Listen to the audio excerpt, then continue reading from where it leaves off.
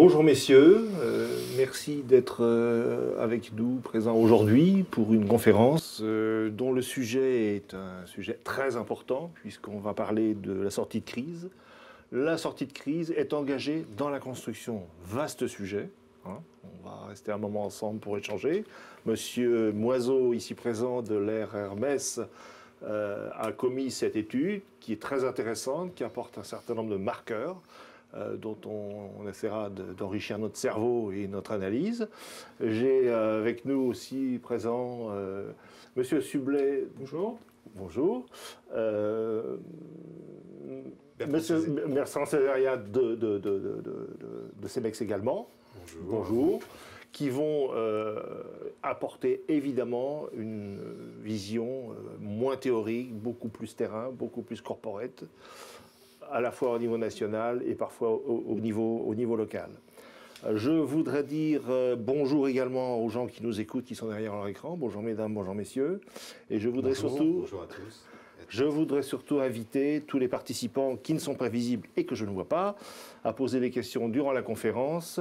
Vous avez pour ce faire l'utilisation du module chat et nous essaierons pendant cette conférence d'y répondre quand on le peut. Et si on ne le peut pas, vous ne resterez pas pour autant sans réponse puisque vous répondra également par mail. Il va y avoir deux parties dans cette conférence. La première partie sera réservée à M. Moiseau qui va nous expliquer ce qu'il ressort de son étude, la présentation qu'il va nous en faire, les questions qu'on va lui poser. Et j'interrogerai nos amis de CEMEX ensuite afin de recevoir leur ressenti, leur retour d'expérience et savoir si on est là encore sur la même longueur d'onde. Alors, la première question que j'avais envie de vous poser, en ce qui concerne les indicateurs clés pour évaluer la santé du secteur de la construction, qu'est-ce que vous pouvez nous en dire ? Alors, ce qu'on peut dire aujourd'hui, c'est que globalement, la santé du secteur de la construction s'améliore en France. Le premier indicateur qui nous sert à nous appuyer sur lequel on s'appuie pour dire ça, c'est de regarder la confiance qu'il y a dans le secteur. Donc on se penche sur le secteur vraiment lui-même, de regarder ce qu'on appelle l'indice du climat des affaires, qui mesure vraiment la situation instantanée, les carnets de commandes des entreprises. Et de ce point de vue-là, cet indicateur s'améliore progressivement au fil des mois. À octobre, il était à 96. Ce matin, le dernier indice est tombé pour le mois de novembre, il est à 99. Donc clairement, on est en une situation d'amélioration, de retour de la confiance dans le secteur de la construction, qui est indéniable. Là, le chiffre de long terme, la moyenne de long terme serait la valeur 100. On y est quasiment aujourd'hui. Donc, désespoir. Donc, vous y croyez ? On y croit. Il y a eu une période où, effectivement, le secteur était au plus mal et ça a duré quelques temps où il était, comme on dit, de façon un peu directe, un petit peu au fond du trou. Mais cette période-là, maintenant, aujourd'hui, est terminée. Le retour de la croissance semble vraiment engagé. Ouais, depuis 2015, on voit sur votre graphique qu'effectivement, c'est un peu erratique, mais il y a quand même une constante à aller vers le meilleur, on va dire. Tout à fait. En tout cas, le moins mauvais. Tout à fait. Le dernier point bas était en début 2015. Depuis, et la valeur à cette époque-là était de 88. Progressivement, on remonte. Le premier semestre de l'année 2016 a été un peu encore hésitant. Tout ça s'est remis en place progressivement. Mais aujourd'hui, on a vraiment le sentiment qu'on est engagé dans une reprise qui va se confirmer en 2017. D'accord. Petite question. Oui. Est-ce que c'est une reprise que vous estimez durable ou qui est plutôt un rebond après avoir touché le fond ? Non, cette fois-ci, on pense que c'est une reprise qui va un peu plus durer. Et aussi parce que il y a beaucoup de besoins en matière de construction en France. Il y a beaucoup de choses qu'on n'a pas faites et donc on a un retard à rattraper dans beaucoup de domaines. Donc il y a véritablement des besoins. Et donc on a bon espoir effectivement que cette reprise dure. Alors, à quoi vous attribuez cette reprise ? Où est-ce qu'on va la chercher ? Où est-ce qu'on l'analyse ? Où est-ce qu'on la trouve ? Elle n'est pas partout, j'imagine. Il y a là des différences dans le secteur de la construction en fonction. Alors il y a beaucoup. Alors concrètement déjà, parce que l'on parlait d'indice de confiance. Concrètement, qu'est-ce que ça signifie ? Voilà, donc ça signifie une reprise des chiffres d'affaires. Plus précisément, pour l'année 2016, on s'attend à une croissance de plus 0,5% pour le secteur de la construction dans son ensemble.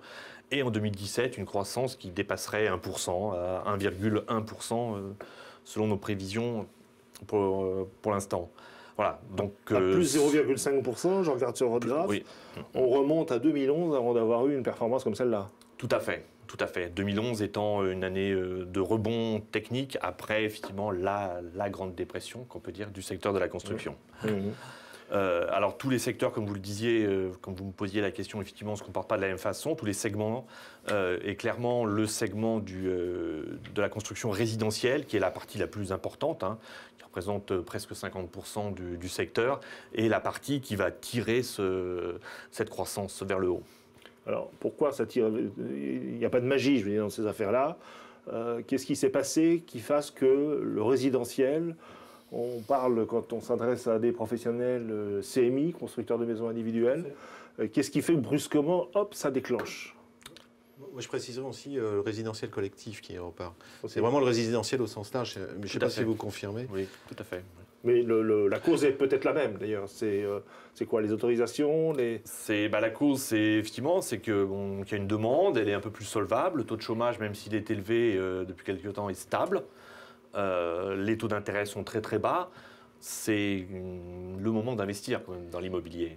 Est-ce que les promoteurs ont fini de déstocker et aujourd'hui ils essayent de regonfler un peu leur activité? Tout à fait, il y a aussi ces phénomènes-là de stock où aujourd'hui, effectivement, voilà, il y a eu un moment donné où il y a eu très peu de demandes d'autorisation de projets, donc les stocks se sont vidés et aujourd'hui il y a vraiment des besoins à couvrir.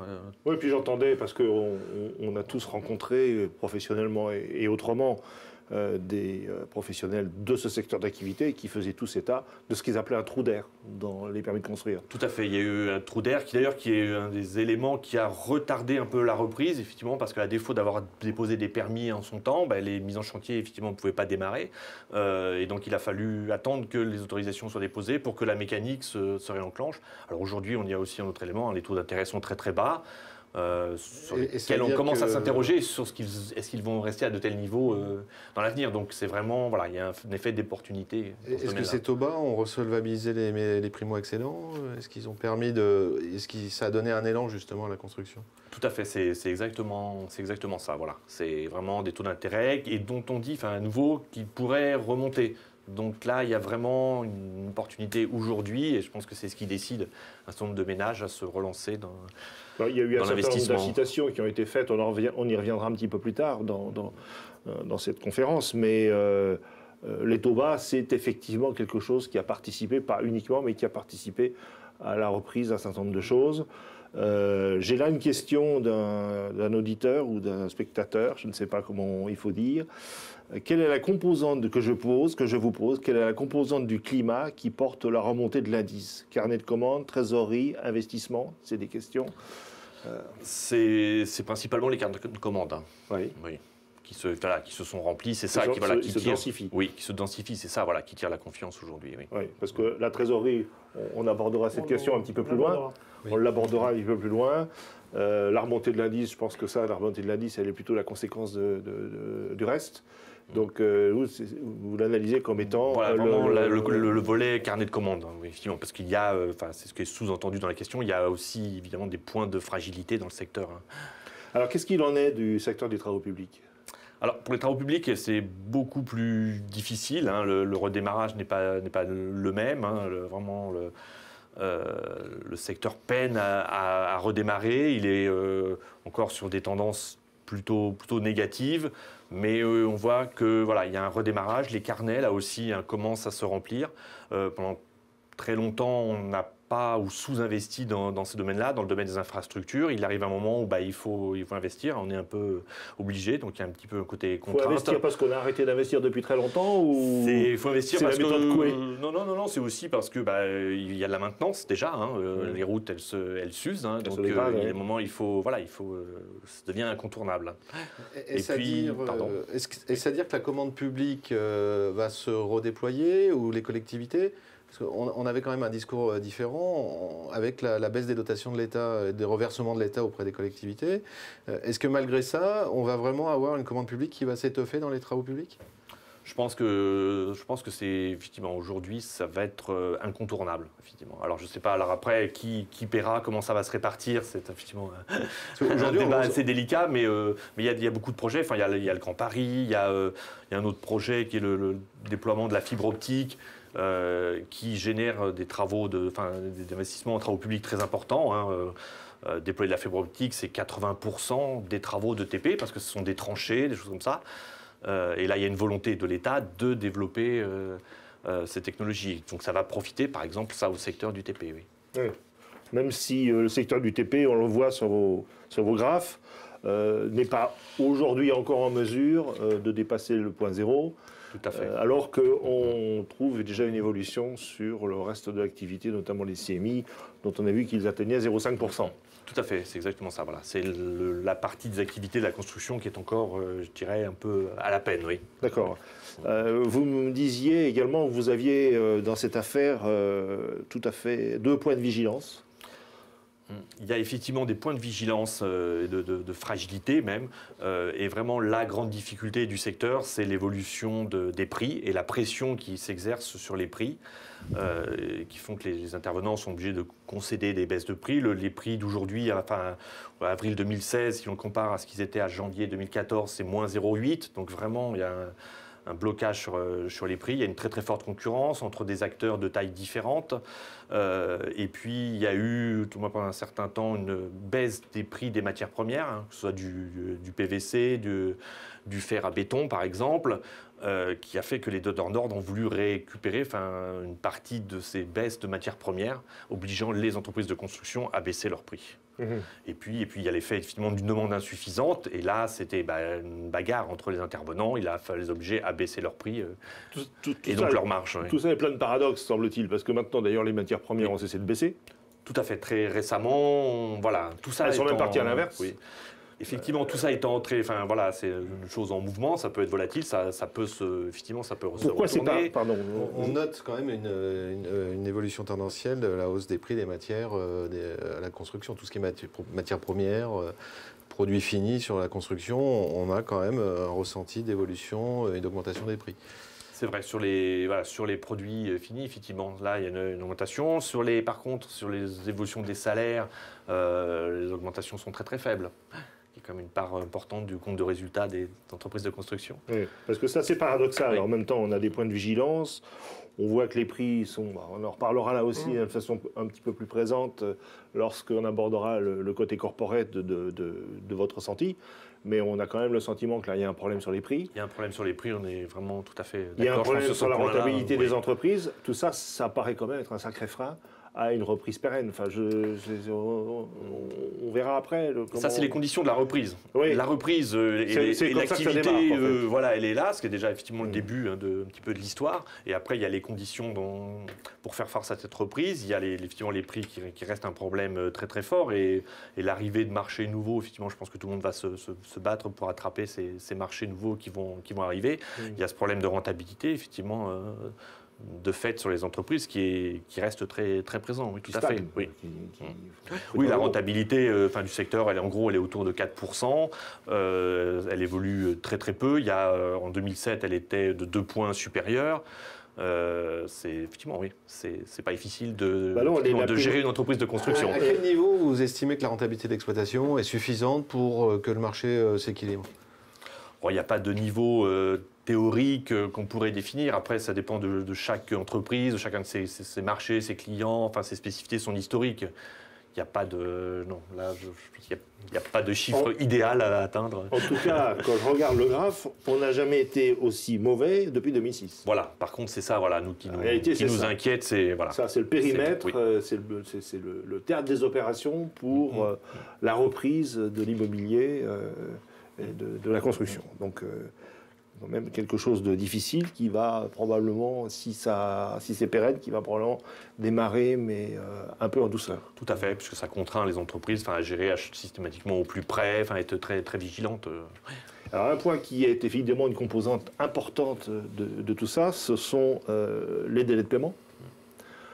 À la hausse, à la baisse, ils se comportent comment, vous qui êtes... Les délais de paiement, ni l'un ni l'autre, ni à la hausse ni à la baisse. En plein milieu, alors. Globalement, c'est stable, en fait.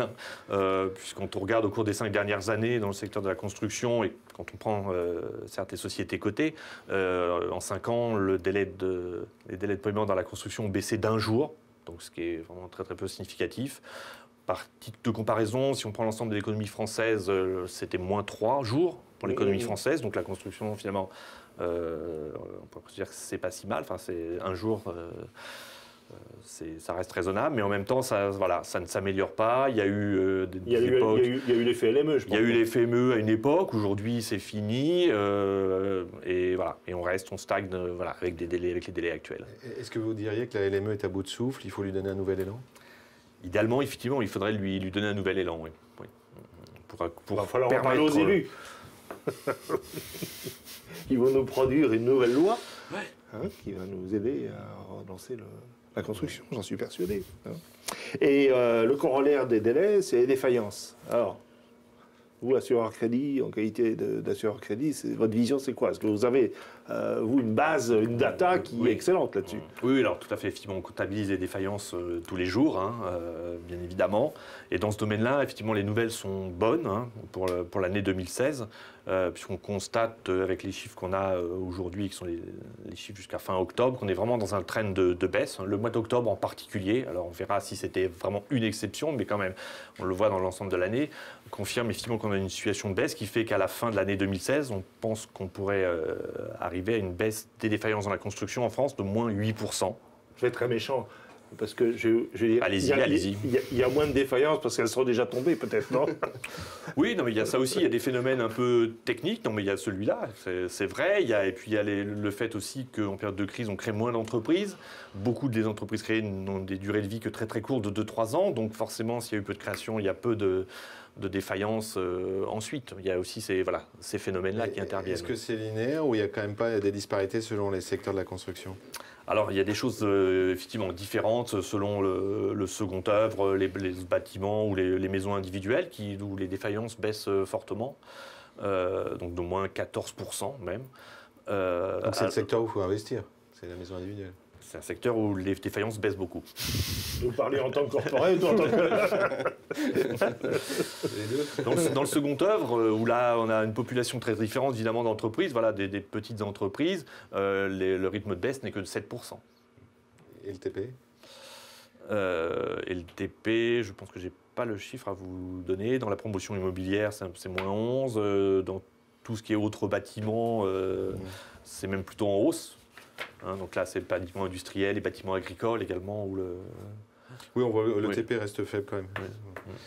Il reste faible. Oui, et puis c'est une petite partie de l'histoire. Je poserai une question un peu plus précise. Est-ce que, on a une baisse des défaillances, mais avec cette reprise fragile que vous nous signalez et qui paraît acquise, est-ce qu'il n'y a pas un risque d'un rebond des défaillances en début 2017 ou courant 2017 ?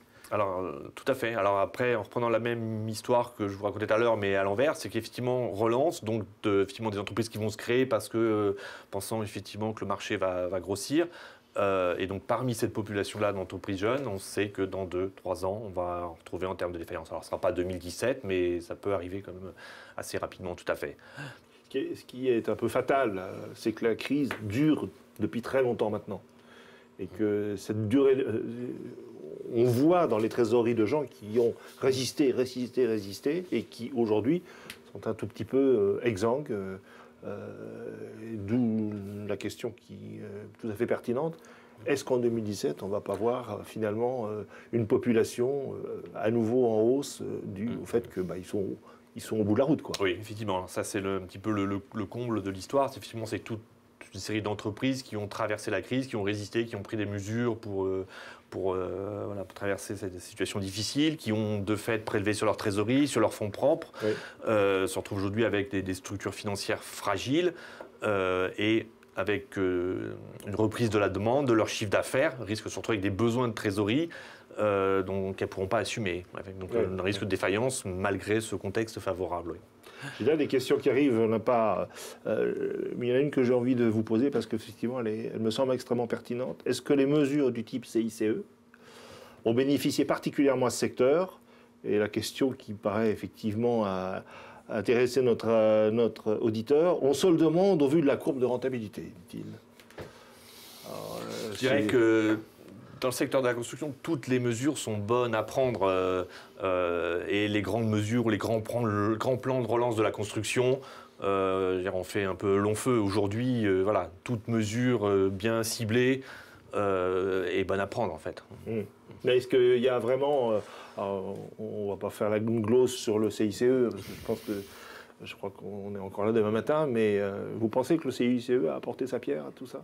Oui, bien sûr. Bien sûr, on ne sait pas quelle pierre. Voilà, mais oui. Voilà. Surtout parlant de pierre dans la construction, c'est bon. Oui, permettez-moi ce point de vue. C'était une boutade. Ah, d'accord, j'ai bien saisi. J'aurais dû parler de béton. Oui. Si vous nous disiez quelques mots de l'emploi, par exemple. Alors, dans le domaine de l'emploi, on pourrait s'attendre à mieux, effectivement, puisqu'on parle de reprise, de contexte mieux, de confiance. Pour autant, le secteur de la construction peine à recréer des emplois. On reste toujours à un rythme annuel à fin avril, un rythme de baisse des emplois, enfin de destruction nette d'emplois, de moins 1,3%. Un an auparavant, on était sur des chiffres de moins 2%, donc c'est mieux. Pourtant, on attend effectivement que le secteur puisse recréer des emplois.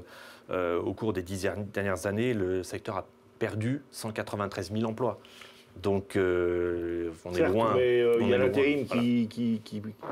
Alors, c'est d'autant plus... tout à fait. C'est d'autant plus lent à repartir qu'effectivement, il y a l'intérim, que le secteur utilise traditionnellement beaucoup. Il y a aussi le fait que quand on regarde les courbes de croissance et qui repart. Voilà. Donc, voilà. Il y a aussi le fait que les baisses des effectifs, quand on regarde un petit peu cette période difficile, ont été inférieures à la baisse de l'activité. Donc la baisse de l'activité, d'abord les équipes vont être réutilisées à 100% avant de... Voilà, parce qu'une entreprise, c'est juste un exemple, qui a besoin d'un carreleur, elle a besoin d'un carreleur, même s'il y a peu d'activité, elle a besoin de garder un carreleur. Et avant d'embaucher un deuxième carreleur, il faudrait vraiment qu'il y ait du travail pour deux... Si je comprends votre propos, globalement les effectifs sont sous-employés dans les entreprises. Je ne sais pas, mais je pense qu'après ils sont réaffectés à d'autres tâches, ils ne sont pas pleins, je pense que oui.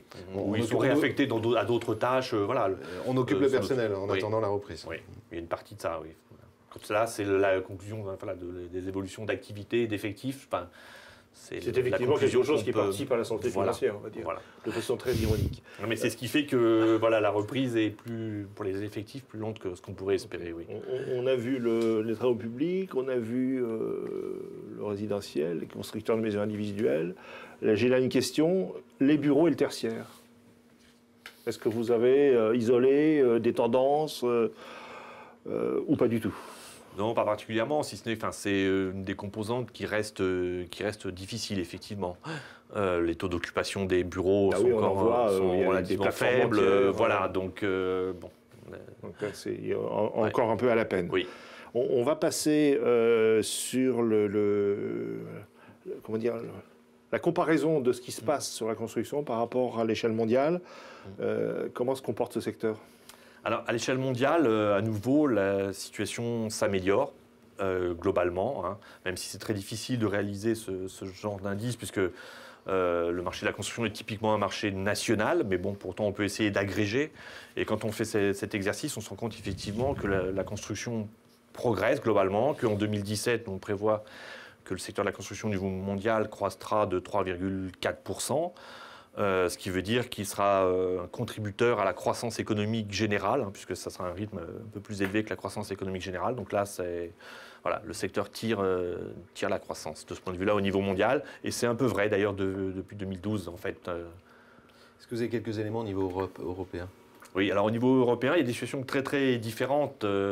L'Espagne en particulier s'améliore. Ça, c'est le pays qui s'améliore le plus récemment, même si le point de départ était très difficile. L'Italie aussi s'est améliorée, même si l'amélioration ensuite a été suivie d'un petit plateau, on peut dire.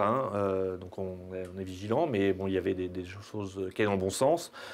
Pour prendre un autre exemple, la Grande-Bretagne. On a constaté qu'en début d'année, il y avait une dégradation de la situation. antérieurement au Brexit, qui a en fait, voilà, un petit peu confirmé une situation, une baisse qui était légèrement amorcée, évidemment qui n'a pas amélioré les choses et qui ne va pas les améliorer. Je vous lisais par ailleurs et vous constatiez que la situation entre les pays avancés et les pays émergents finalement se rejoignait. Oui, alors ça aussi, ça c'est un phénomène nouveau dans la croissance mondiale du secteur de la construction. C'est-à-dire si on sépare les pays émergents et les pays avancés, on constate voilà, cette reprise dans les pays avancés, dont l'Europe, et à contrario, le rythme de croissance des pays émergents ralentit. Alors, elle ralentit parce qu'effectivement, ils avaient des rythmes de croissance très, très, très élevés, ce qui fait que ces deux ensembles de pays convergent effectivement vers une croissance autour de 3,4%. Oui. Très bien.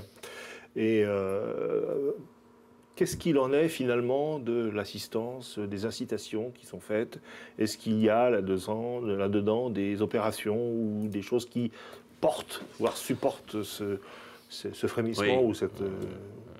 Alors là, chaque pays fait un petit peu à sa façon. Enfin, certains pays se concentrent sur les infrastructures, d'autres sur la fluidité du marché, sur l'accès effectivement pour les primo-accédants, pour faciliter le marché de la location également, pour favoriser indirectement l'investissement immobilier. Dans ce patchwork, la France joue un peu sur tous les leviers, ce qui finalement n'est pas une mauvaise chose. J'ai un auditeur qui nous pose une question intéressante. Ne pensez-vous pas que les chiffres de défaillance du secteur de la construction sont totalement influencés par l'apparition depuis quelques années des auto-entrepreneurs? C'est très pointu, c'est un focus qui est très étroit, mais... Oui, c'est vrai, non, c'est tout à fait exact, enfin, c'est même tout à fait pertinent. C'est quelque chose qu'on a pris en compte dans nos chiffres, effectivement. Oui. Quel est le poids de l'auto-entrepreneur c'est un épiphénomène. C'est très difficile. Sur la construction. Est-ce qu'on n'est pas plutôt dans la rénovation, dans l'entretien? C'est sur de toute façon des activités de ce type-là, oui. Je dirais maintenance du bâtiment. Oui. Oui, non, c'est sur du second œuvre et de la maintenance, tout à fait, oui. Merci, Monsieur Moiseau. On va maintenant échanger sur toutes ces différentes questions fort intéressantes avec nos amis de CEMEX. Mais juste avant, j'avais envie de vous poser une dernière question. On disait autrefois, encore pas si longtemps, quand le bâtiment va, tout va. Le bâtiment va mieux, est-ce que ça va aller mieux? C'est ma question. Et petite question incidente un peu. Est-ce qu'il n'y a pas, dans les temps récents, des lois qui finalement ont fait un croc en jambe à la croissance de la construction? Je pense à la loi Allure. Alors, c'est un peu ce que j'ai dit tout à l'heure, quand on disait effectivement quand le bâtiment va, tout va, ça sous-entendait on va utiliser le bâtiment pour faire que l'économie aille bien. Et on faisait des grands plans dans la construction, voilà. Je pense que cette époque-là, compte tenu de l'endettement en particulier des États, est révolue. Donc la formule perd de sa substance. Pour autant, c'est un secteur majeur, c'est à peu près 6% du PIB. Il est certain que c'est un secteur moteur de l'économie. Et Monsieur Sublet, j'aurais envie d'avoir votre avis. Pour vous, c'est quoi? Une reprise, un frémissement, un arrêt de la crise? Comment vous la sentez, cette affaire-là? Nous sommes très en amont du milieu de la construction, puisque nous sommes fournisseurs de matières, nous fournissons du béton et du granulat. Mais je dirais que sur le terrain, on partage tout à fait les conclusions de vos analyses. C'est-à-dire qu'on a une reprise. Alors essentiellement depuis la fin de l'été, il y a eu un petit frémissement au début de l'année 2016, mais qui a duré l'espace d'un instant. Donc il y a une reprise des volumes, il y a une reprise d'activité. Oui, il y a une reprise d'activité. Mais les prix sont encore toujours très très bas. Et après toutes ces années de crise, les trésoreries de nos clients sont exsangues. Et notre grande problématique aujourd'hui, pour savoir si ça va durer ou pas, c'est est-ce que nos clients arriveront à passer ce cap-là? Il faut financer la reprise. Oui. Et je pense qu'il faut qu'on les accompagne un peu dans cette période-là, pour pouvoir avancer avec eux et pas les perdre en chemin. Tout à fait. Monsieur Césaire, vous êtes un petit peu plus micro, vous J'ai une vision, on va dire, provinciale ou régionale du sujet, mais qui, je pense, est le reflet, le grand quart sud-est, je dirais, et je pense un bon reflet de l'économie française et notamment de la construction. Alors moi, je dirais une reprise sous vigilance. Aujourd'hui, sous vigilance, pourquoi? Parce qu'on a de fortes disparités. Alors, elles sont de nature, par typologie d'activité, on en a parlé tout à l'heure. Tout le monde, la construction, c'est un champ bien vaste qui cache, je dirais, beaucoup de particularités, spécificités industrielles. Et la deuxième nature de cette disparité, c'est les régions, les départements. Tout le monde n'est pas à la même enseigne. On a, entre guillemets, ce que j'appelle des îlots de prospérité autour des grandes métropoles qui vont générer une attractivité et qui vont répondre, je dirais, à ce redémarrage. Mais sorti de ces secteurs-là, je dirais, on a quand même des départements sinistrés où la construction ne repart pas. Hein, et donc ça pose une grosse problématique. Il n'y a pas un effet d'aubaine, justement, alors dans les départements où ça repart mieux? Alors, un effet d'aubaine pour ceux qui s'en sortent moins bien? L'inquiétude, c'est le constat, on l'a tous fait, la fragilité de nos acteurs locaux, de taille intermédiaire, je dirais notre cœur de clientèle, qui est dans une situation de trésorerie exsangue, des marges insuffisantes, des prix qui ne remontent pas, des délais de paiement qui ont tendance à s'accroître. Beaucoup d'obstacles. Et en face de ça, des entrepreneurs qui sont dans des secteurs avec peu d'activité vont se reporter dans les grandes régions et vont contribuer à un maintien des prix bas. Donc oui, le marché repart, mais il repart dans de mauvaises conditions pour l'instant. Les conditions idylliques de la croissance du marché de la construction, pour nous, sur le terrain, on ne les voit pas. Nos clients, moi je rencontre régulièrement, j'en ai encore vu un il y a 2 jours, lundi j'étais un grand donneur d'ordre de la construction, qui nous disait je n'arrive pas vis-à-vis des promoteurs ou autres à passer des augmentations de prix. Hein, donc ça, c'est vraiment une problématique. Et ce n'est pas le seul. Ces derniers mois, on discute. On dit, nous, compte tenu des conditions du secteur, on envisage une évolution de nos prix. Je ne sais pas dans quelle mesure. Mais évidemment, nos clients nous disent, mais aujourd'hui, nous, on n'arrive pas à répercuter cette hausse. Ils nous ont bien tous dit, l'acier a augmenté, tout ce qui est matière issue des produits pétroliers augmente. Mais aujourd'hui, nos clients n'acceptent pas ou ne peuvent pas intégrer cette hausse de prix. Donc qu'est-ce qu'on a comme constat? C'est qu'il faut financer le BFR. Bon, il y a toujours des solutions. Aujourd'hui, il y a l'afacturage de DAI qui servent encore. Mais obtenir pour un petit entrepreneur des lignes de court terme, c'est très difficile. C'est très compliqué. Oui. C'est très complexe. Donc c'est pour ça que moi j'ai une crainte. Hein, c'est que nos clients, comme on dit, vont mourir guéris. Hein. Ils auront passé la crise et certains ça va être difficile. Hein. Oui, donc faut qu'on soit là, évidemment, et qu'on soit tous vigilants. C'est vrai. Je veux dire que l'or n'est pas l'angélisme. Moi, je trouve là-dedans plein d'obstacles, plein de paradoxes. Il y a eu un trou d'air de permis de construire ou d'autorisation. Aujourd'hui, il y a un trou d'air financier, avec des gens qui ne sont plus en mesure, qui n'ont plus le BFR pour faire le job. Il y a cette ambiguïté ou cette parité entre les grands et les petits. Dans les petits, il y a les locaux, il y a les artisans. Ces gens-là, évidemment, ne sont pas forcément en mesure de... Il y a les prix qui restent ce qu'ils sont, on va dire. On n'attend pas... miracle d'une augmentation prochaine sur la question. Les marges, quand les prix n'augmentent pas, les marges n'augmentent pas, voire disparaissent. Tout ça, et c'est quand même, je veux dire, le théâtre a quelque chose d'un petit peu inquiétant, même s'il y a des effets de rebond qui se produisent. La crainte, c'est les effets de ciseaux sur la trésorerie. On a une croissance du carnet de commandes, effectivement, il est constaté. Hein. Les consultations augmentent auprès de nos clients, beaucoup plus de consultations, beaucoup plus d'aboutissements dans la réalisation de ces consultations, mais très clairement, le risque est l'effet de ciseaux sur la trésorerie. Et donc, peut-être un rebond des défaillances au moment où ça va repartir. Donc, c'est pour ça que je dis une reprise sous vigilance pour nous, fournisseurs, ou pour l'ensemble des acteurs du secteur. C'est vraiment d'être attentif et peut-être de redoubler de précision dans notre façon de traiter notre client, de l'accompagner. Oui, et je pensais à une chose, puisqu'on parlait de l'intérim tout à l'heure, de l'emploi, qui est une composante tout à fait essentielle de ce type d'activité.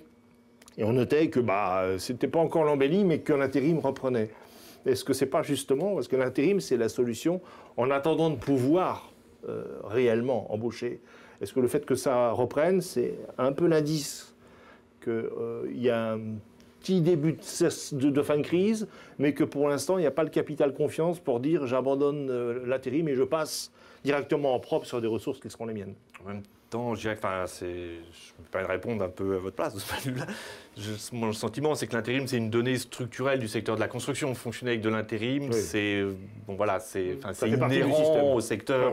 C'est à chaque chantier qu'on se dit, je prends tant d'intérimaires, j'en prends pas. Voilà, Il serait intéressant d'avoir les données économiques des acteurs de l'intérim, qui nous aideraient peut-être à mieux préciser la chose. Enfin, il y a un phénomène là. Et puis il y a un autre secteur, où effectivement on attendait beaucoup, c'est la rénovation. En fait, il y a eu un moment où quand la construction globalement allait mal, la rénovation a un peu permis d'amortir les choses. Aujourd'hui, c'est un sujet qui, en particulier avec l'évolution des cours du pétrole à la baisse, les incitations finalement à investir dans de la rénovation ou de l'isolation pour faire des économies de chauffage, est un peu tombé. Donc le secteur de la rénovation, dont on attendait aussi beaucoup, pourrait devenir un petit peu décevant, je dirais. On parlait tout à l'heure. Donc il y a la meilleure santé, mais convalescence. Si vous pouvez trouver le mot qui synthétiserait. Encore sous médicaments, on va dire. On parlait tout à l'heure des travaux publics. Je voudrais qu'on dise un mot des grands travaux. Les fameux grands travaux qui, quand ça ne va pas bien, ont historiquement relancé plein de choses. On en est où là-dessus? Il y en a un qu'on connaît un peu. C'est le Grand Paris. Le Grand Paris. Le Grand Paris. Alors le Grand Paris a démarré, le Grand Paris intéresse beaucoup de monde. Le Grand Paris, c'est une sorte d'appel d'air et il y a énormément d'acteurs qui se précipitent sur le Grand Paris, effectivement de cette période de reprise, ce qui ne contribue pas du tout à la reprise des prix. Évidemment. Voilà. Il y a beaucoup d'offres. Tout à fait. La loi de l'offre et de la demande, ça n'a pas tendance à faire monter les prix. Oui. Des petits ou gros, j'imagine que tout le monde s'intéresse à ce... Des petits ou gros, des gens un peu de secteurs un peu limitrophes qui arrivent sur le marché du Grand Paris pour récupérer un petit peu d'activité. En parlant de cette concurrence qui effectivement se jette, on va dire, sur le morceau de pain, parce que les grands travaux, il n'y en a quand même pas énormément. On parle de celui-là, mais il n'y en a pas énormément d'autres. La concurrence étrangère, c'est quelque chose qui vient perturber un peu, là aussi, notre cycle domestique, puisque, comme on le sait, la construction, d'une manière générale, c'est un phénomène domestique. C'est pas... Alors, moi, je relativiserai le propos. On est au sein de l'Union européenne et l'Union monétaire, et il y a quand même la problématique des travailleurs détachés, qui, je dirais, est ressentie dans le milieu de la construction depuis quelques années. On a quand même des pays frontaliers ou non, qui ont eu des activités moindres dans la construction et qui, malgré que notre pays subissait une chute d'activité, restait encore prospère dans ce domaine. Et ce phénomène des travailleurs détachés pèse quand même lourdement dans la situation financière de nos clients locaux. Et puis l'autre point de l'étranger, mais c'est surtout lié à l'Europe, c'est tous les sous-traitants européens à bas coût qui captent nos marchés publics ou privés dans des conditions à 30% moindres que nos acteurs locaux. Et ça ne contribue pas non plus à remonter les prix. Certainement pas, non, effectivement. J'avais envie de vous demander d'être un tout petit peu plus micro que macro maintenant, à savoir, M. Moiseau nous faisait part des délais de paiement, des défaillances vues par Euler Hermes, vues par Cemex. Alors, les délais de paiement, c'est stable, c'est pas stable? Globalement, ils sont stables. C'est stable, mais vraiment sous surveillance. On est toujours sur le fil et on a le risque que ça dérape. Notre objectif aujourd'hui, c'est de surveiller au plus près les encours de nos clients et de les alerter sur toute dérive. C'est quelque chose qui demande énormément de... Alors, c'est quelque chose qu'on fait d'habitude de façon courante, mais là, le risque avec ces manques de BFR étant assez important, on essaye de mettre les encours sous surveillance. Ça demande un grand effort en matière de recouvrement, en matière de relance, parce qu'il faut être au plus près des clients pour les alerter sur tout dérapage. Et puis on essaie également, dans certains cas, de lisser notre facturation en faisant des échéances plus rapprochées, et en émettant des factures de plus petits montants pour lisser la créance, en fait. Plus petite, plus vite. Voilà, pour diminuer l'encours. D'accord. Et pour autant, le corollaire, les défaillances, on arrive à... Enfin, pour l'instant, on arrive à les maîtriser. On arrive à les maîtriser. Il y a une tendance dans quel sens? Il y en a une. La tendance, c'est... le moindre relâchement, ça repart. Donc, ça repart. Il faut vraiment qu'on soit en permanence dessus. Oui, surveillance totale. Je dirais qu'on se professionnalise de plus en plus. On devient de plus en plus technique dans le suivi, dans l'approche du recouvrement, de la relance, je dirais, amiable, dans le suivi client. Somme toute, j'ai l'impression qu'on déploie 2 fois plus d'énergie pour le même résultat.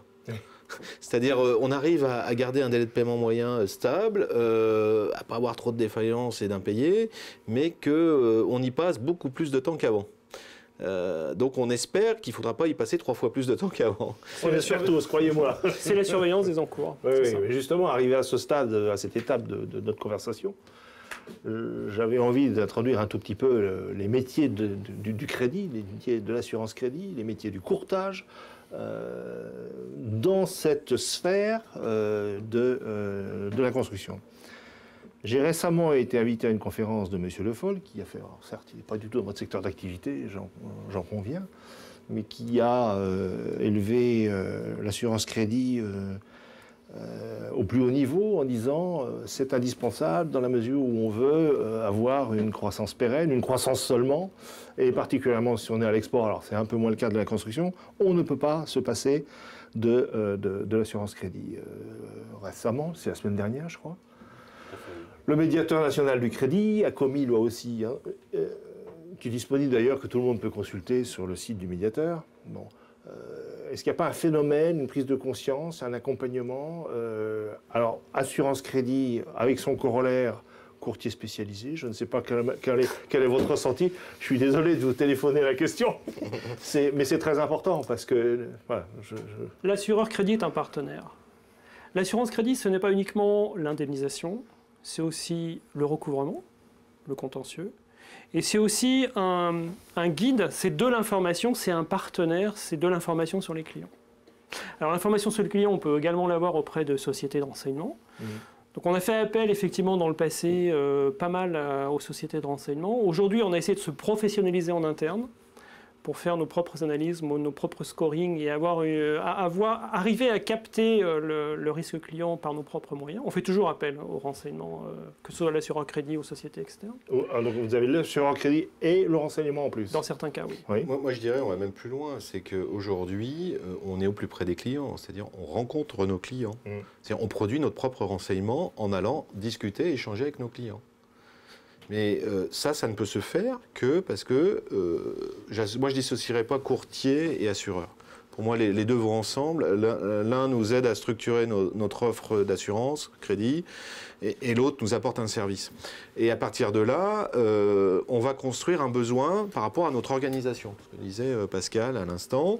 Donc on essaye de se professionnaliser, d'évoluer vers une approche beaucoup plus globale, mais en même temps, on va définir quel est le niveau de besoin qu'on met auprès de l'assureur. Est-ce que c'est un besoin global ? Et je peux comprendre qu'une entreprise de taille intermédiaire ou une petite PME va confier 100% de la gestion de son poste client à l'assureur et au courtier par des solutions de refinancement adossées à de l'assurance. Parce qu'il n'a pas la structure pour le gérer. Et donc ça, c'est très bien. C'est une solution globale. Après, il peut y avoir des solutions minimalistes où l'assureur sert à la prévention uniquement et l'entreprise va intégrer sa gestion du risque et son recouvrement en interne. Et je dirais des solutions intermédiaires comme nous, on a pu prendre. Tout à fait.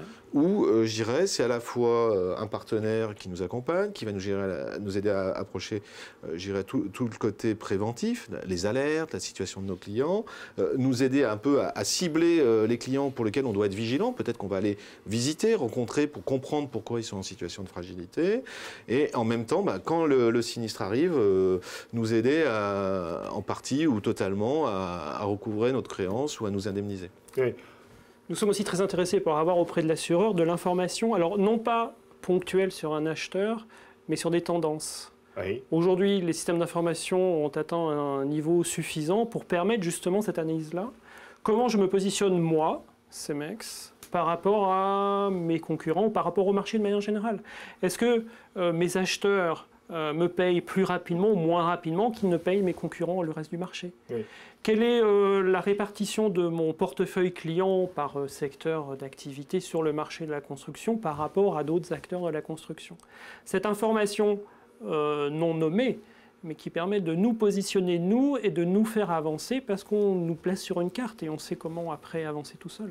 Oui, puis il y a une dimension, je pense, on parle tous de la prévention, c'est-à-dire vais-je ou ne vais-je pas travailler avec un client? Quels sont les éléments factuels que j'ai à ma disposition? Et d'ailleurs, vous avez raison, là, il y a une dichotomie entre les grands groupes qui ont des moyens, qui peuvent acheter du renseignement, qui ont des moyens, pas seulement financiers, mais qui ont des ressources aussi.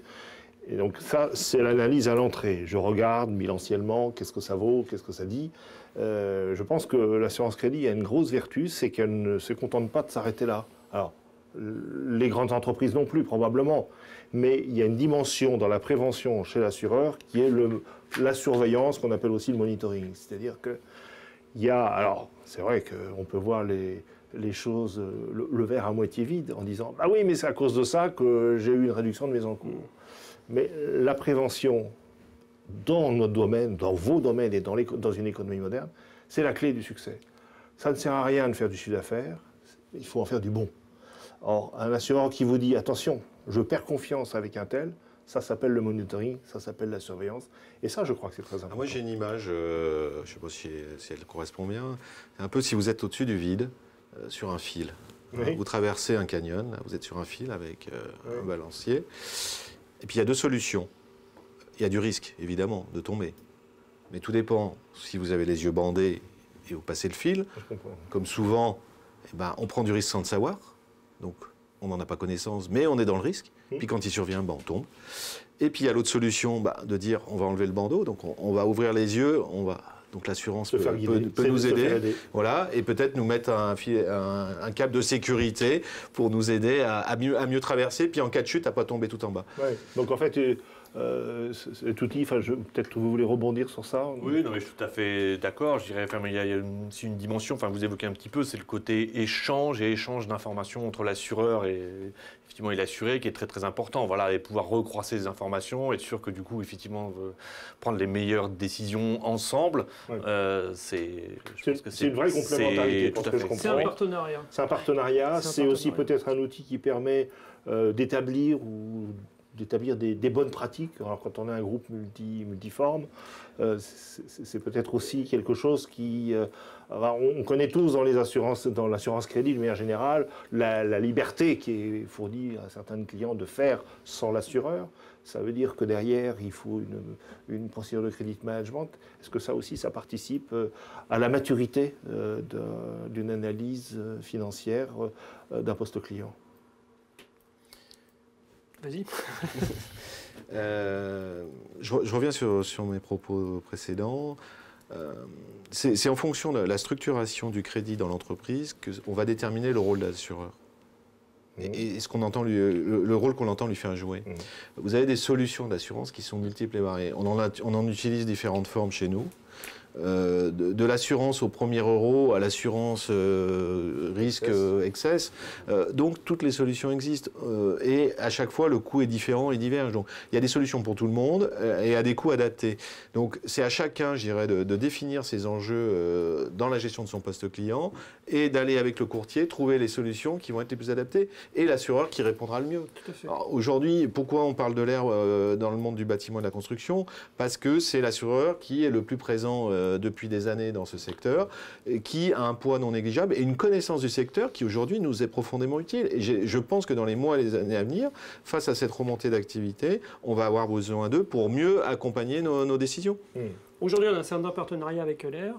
Il n'a pas toujours été le même dans le temps. Il y a quelques années, on travaillait différemment. Aujourd'hui, on a décidé de reprendre un petit peu d'autonomie. On définit des lignes de crédit, pas forcément assurées chez l'assureur. Enfin, on est dans un mode de partenariat. Oui. C'est-à-dire que vous avez, l'assureur vous donne un guide, je fais pas, ou je prends à hauteur de temps. Nous prenons nos décisions. Vous prenez vos décisions. Le cas échéant, vous iriez même jusqu'à prendre tout seul, peut-être. Oui. D'accord.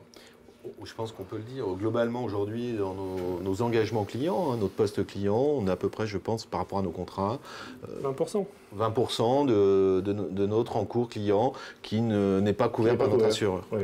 Mais je pense que c'est indispensable dans le contexte actuel si on veut maintenir un niveau d'activité suffisant. Oui, ce partenariat est ce qu'il est au jour d'aujourd'hui. Je pense qu'il faut qu'il évolue aussi encore demain. Peut-être avec ces histoires de data mining et de positionnement, comme je vous disais. On se posait aussi la question de savoir si l'assureur crédit pouvait nous aider à jouer un rôle dans le respect des délais de paiement auprès des différents acteurs de la profession. Est-ce qu'il peut intervenir là-dedans, alors pas de manière à définir, dans cette problématique-là, qui est vraiment une problématique aujourd'hui pour nous. Et je vais couper les verges pour me fouetter moi-même, ça c'est l'autoflagellation, ça s'appelle. Et le courtier dans tout ça. Le courtier ? Oui, le courtier. Ah, ça m'intéresse au plus haut point. Non, mais je veux dire, l'art du courtier, c'est de rendre transparente la mécanique du contrat, la mécanique contractuelle. Moi, je rentre dans une voiture qui s'appelle assurance crédit, je tourne le contact, ça marche. Je ne vais pas regarder en dessous du capot comment ça fonctionne, le courtier est là pour ça. D'accord, et puis il vous fait un peu l'entretien, c'est-à-dire que lorsque ça commence à marcher un peu moins, qu'il y a du fonctionnement ou du frottement ou du grippage, à ce moment-là, il intervient aussi pour monter auprès de la compagnie pour faire en sorte que la révision soit faite? Pour moi, aujourd'hui, le courtier, il est vraiment, je le disais précédemment, il est vraiment là pour, je dirais, packager la solution adaptée à l'entreprise. Aujourd'hui, on ne peut pas se contenter, bonjour monsieur, voilà, je vous propose un taux de prime, ça sera telle assurance, c'est le mieux placé sur votre secteur, et puis on y va. Non, aujourd'hui, on attend du courtier des solutions globales. Si on n'a pas de problématique de refinancement du BFR, on va se contenter d'un simple contrat d'assurance, en excess ou au premier euro. Mais l'entreprise peut avoir aussi adossé à ce contrat un besoin de refinancement. Et le courtier, il est aussi là pour apporter des solutions de refinancement type à facturage ou autre, ou titrisation diverses et variées. Je dirais c'est lui qui va nous apporter la solution, c'est lui l'expert métier, et qui va packager quelque chose qui va répondre aux besoins de l'assuré. À nos besoins. Je dirais aujourd'hui, il n'y a plus j'ai un catalogue de contrats, vous prenez lequel, je signe. Oui. J'estime qu'à terme, le courtier et l'assureur doivent proposer des solutions adaptées à chaque assuré. Tout à fait. Alors, et le courtier a en plus un rôle au quotidien, vraiment d'interface qui est très important. C'est ce que j'appelais le frottement, le grippage. C'est-à-dire que le quotidien du courtier là-dedans, il est d'être la cheville ouvrière du... ce qu'on appelle le taux de couverture, c'est-à-dire l'accompagnement de la compagnie d'assurance, bien entendu. Et certains d'entre eux ont là-dessus des départements spécialisés qui ne font que ça. Alors l'assurance crédit, facteur clé de réussite ou pas? Je dirais, dans notre dispositif, un élément indispensable, essentiel. Je dirais c'est une des pierres angulaires de notre organisation. D'accord. Et au même titre que l'ensemble des équipes avec qui on travaille. J'avais envie de vous demander pour le mot de la fin, puisqu'on est au bout du temps qui nous aura été imparti, si je devais vous demander quels étaient les 3 points discriminants pour décider de travailler ou de ne pas travailler avec un client. Carnet de commande? Moi, je dirais qu'il faut revoir notre approche. Alors, les scores, les bilans, c'est très bien, mais on dit la reprise est en 2016. Et aujourd'hui, on regarde les bilans 2015. On regarde un an en arrière. Donc, c'est là où la difficulté du métier va apparaître. C'est d'être capable de faire une évaluation, comme dit Pascal, de la qualité du carnet de commande. Tout à fait. La qualité des affaires qui sont traitées par notre client. La qualité, quand je dis la qualité des affaires, est-ce que c'est pas trop mal vendu? Est-ce qu'il travaille avec des bons payeurs? Est-ce que c'est un bon promoteur qui paye bien? Est-ce qu'il est sérieux? Est-ce qu'il va pas essayer de ne pas le payer à la fin du chantier? Ça, c'est les éléments que vous prenez en compte pour définir la ligne de crédit. Exactement. Et puis la capacité à tenir les engagements. Aujourd'hui, le profil payeur-client devient de plus en plus indispensable. Dans nos métiers, on ne fait pas du financement moyen-long terme, on fait du court terme. Et je résumerai, est-ce que le client, ce qui nous achète aujourd'hui, serait capable de le payer demain? C'est ça la question. Et c'est en répondant à cette question qu'on prendra ou non des engagements avec. Je vous remercie. Merci. Monsieur Loiseau, merci beaucoup. Merci beaucoup bien pour votre invitation. Merci. J'espère que ça aura pu apporter un éclairage sur la question. Nous laisser espoir que demain est un meilleur jour. Oui.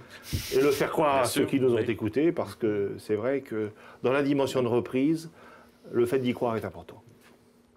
Merci. Merci bien.